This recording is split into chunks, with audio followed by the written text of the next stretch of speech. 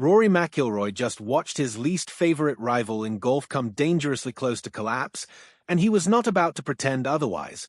When reporters put the future of LIV Golf in front of him, the four-time major winner didn't dodge, didn't soften his tone, and didn't miss the chance to remind everyone exactly where he stood on this whole saga from day one. Here's the situation LIV Golf finds itself in right now. The Saudi-backed league that shook professional golf to its core back in 2022 has hit its most serious crisis yet. Midway through the 2026 season, the public investment fund pulled its financial backing, and the fallout was immediate.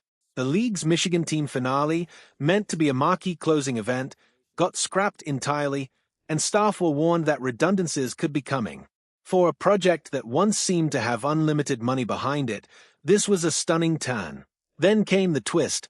LIV Golf CEO, Scott O'Neill, stepped in front of the cameras and announced that a new investor had been found to keep the league afloat. Sounds like good news, right? Except there's a catch. Nobody knows who this investor actually is, and nobody knows how much money is actually being put on the table. The league's entire future is resting on a name and a number that remain a complete mystery to players, fans, and everyone else in the golf world. That's the backdrop McIlroy was reacting to when he was asked a pretty pointed question. Would he actually enjoy watching LIV Golf fall apart? And instead of playing it safe with a diplomatic non-answer, he leaned into the moment. He said his position on this has never wavered. In his words, LIV has never been good for the sport, plain and simple. He went further, addressing all the talk about a so-called LIV 2.0, a rebranded, more collaborative version of the league that executives keep hinting at. McIlroy wasn't buying the rebrand talk one bit. As far as is concerned, no matter what shape LIV takes going forward, it still doesn't compare to what he called the best platform in the world for top professional golfers, meaning the PGA Tour. To understand why McIlroy keeps circling back to this fight, remember how it started.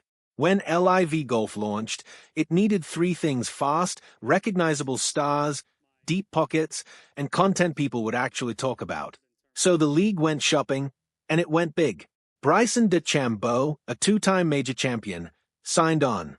Jon Rahm, one of the most dominant players on the planet at the time, made the jump too. And then there was Phil Mickelson, a six-time major winner and one of the most recognizable faces in golf history, arguably the biggest domino to fall when he joined the breakaway tour. Mickelson's move was seismic.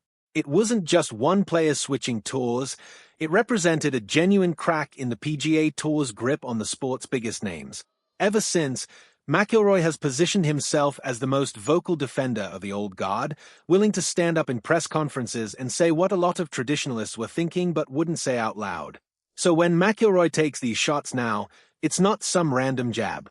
It's the continuation of a rivalry built over years, one that goes beyond swings and leaderboards and into what these two men actually believe the sport should look like. Let's talk about what LIV actually looks like heading into its next chapter, because the details here matter. The upcoming schedule has been trimmed down significantly, just 10 events on the calendar. Prize money hasn't been disclosed, which on its own tells you something about how uncertain things still are behind the scenes. But there's one detail that stands out. Players are set to receive equity stakes in the league itself, a fundamentally different pitch than the guaranteed paychecks that lured stars away back in 2022. Now players are being asked to bet on the league's long-term survival rather than just cash in immediately. Meanwhile, the PGA Tour hasn't been sitting still either. They've rolled out format changes to make events more compelling to watch, and they brought in a new chief executive to help steer things through this era of upheaval.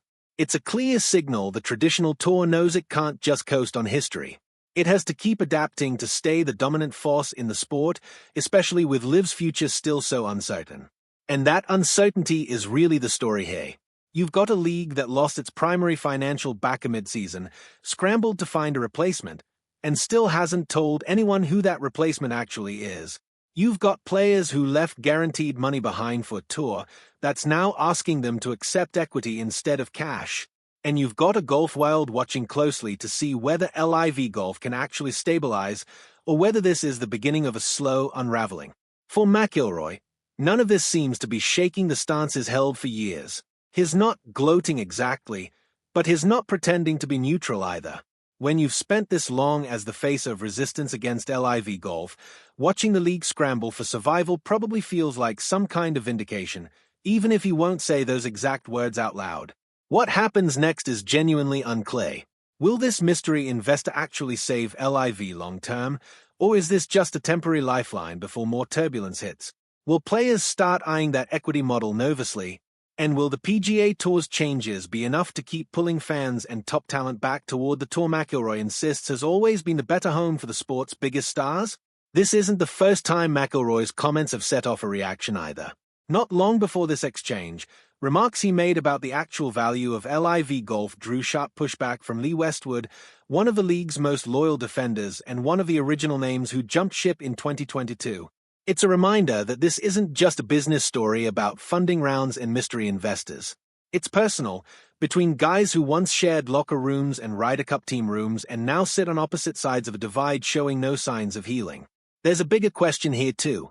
If LIV really is running on fumes financially, what happens to the sport as a whole?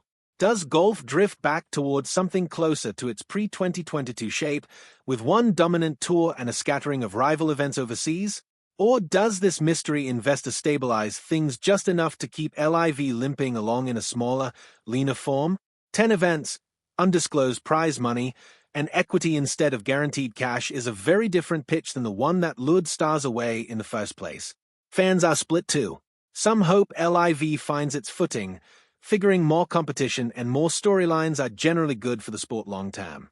Others see this moment as proof the whole project was propped up by one deep-pocketed backer rather than any sustainable business model. Either way, the coming months should reveal which version of that story turns out to be true, and until that investor's name gets confirmed, every conversation about LIV's future comes with an asterisk attached. One thing is certain, though, the war for the soul of professional golf is far from over, and Rory McIlroy has made it clear, once again, exactly which side of that fight he's standing on.